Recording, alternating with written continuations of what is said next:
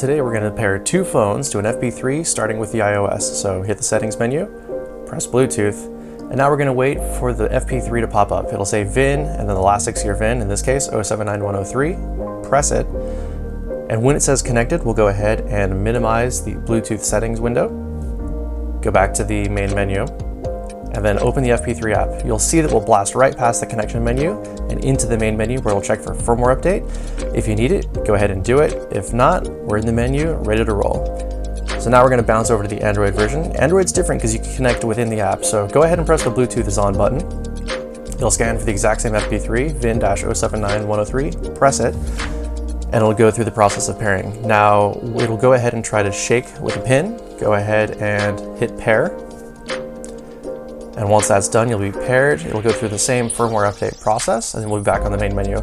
Now, if you have trouble or any connection issues throughout any part of the step, go ahead and cycle the power on everything. Go ahead and forget the device through Bluetooth. Try uninstalling and reinstalling the app. Power down, power on the phone, and then do the same with the motorcyclist ignition. You may even try unplugging and plugging in the FP3, and that will pretty much take care of all your issues. So thanks for joining us on another Fuelpak Friday.